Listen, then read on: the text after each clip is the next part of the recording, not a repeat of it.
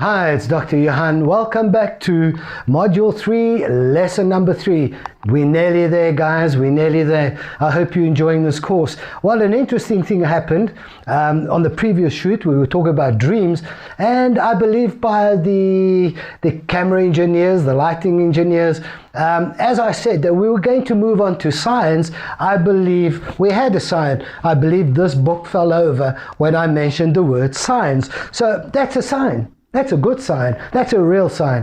That means they want to talk about science, they being our spiritual guides, or the ancestors, or the angels, whatever you believe in. So what's important is that they too, in actual fact, have a sense of humor. All right, you know, people seem to go through this spiritual journey thinking that the spiritual world doesn't have a sense of humor.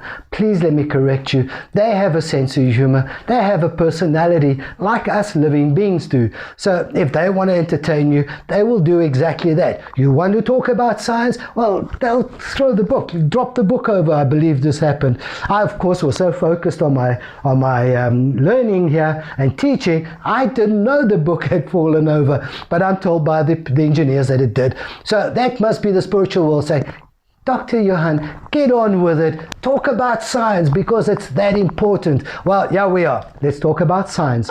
Right, when is a sign a real sign? And when is a sign just that? Just a sign. And we have to look at this very carefully. And what I normally say to people is that, you know, if you get to your front door and there's a feather at the front door, is it a sign? Well, we're not quite sure whether it is or it isn't. But should that feather be there the next day, same place, same color, whether the feather be black, white, gray, black and white?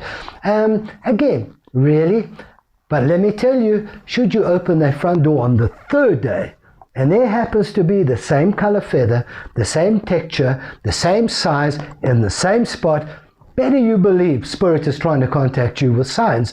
And of course we look at all these signs and we look at how animals communicate as well. And it's all by signs. It's all by, they cannot talk like us humans. And the spiritual world, of course, they want to communicate with us by using what's around us in our world that we can understand. So signs are very, very important. And I personally have experienced many, many signs over my life and on my shamanic journey.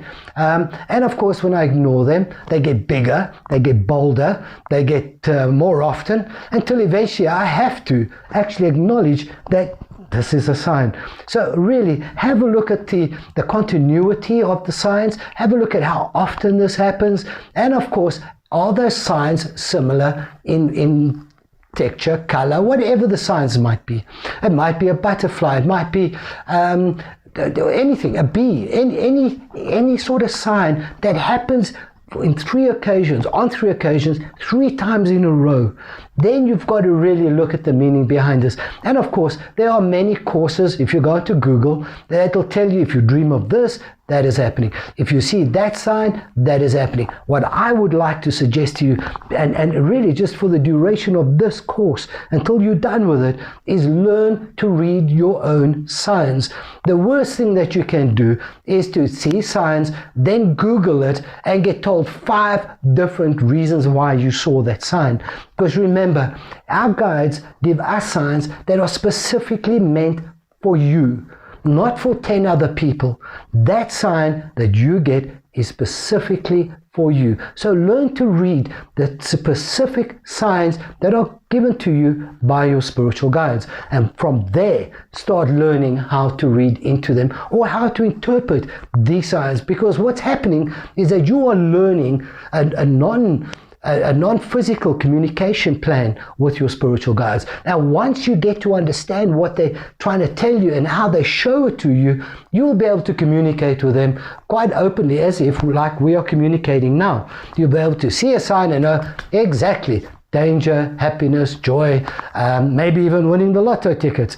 But it depends on what your guides want to tell you. So please follow the signs and understand what they are trying to tell you, because that's how you learn to communicate with your guides. Nobody is going to get the same signs as you. Yeah, people might say, I received 5 feathers in the post this morning. Understand, those 5 feathers has a meaning for that person that received that sign. it's not a sign for you. So please have a look at these signs, become aware of them. These signs are all around us, and they are the most beautiful signs. And what I have also found in the past is that people live their lives purely by signs.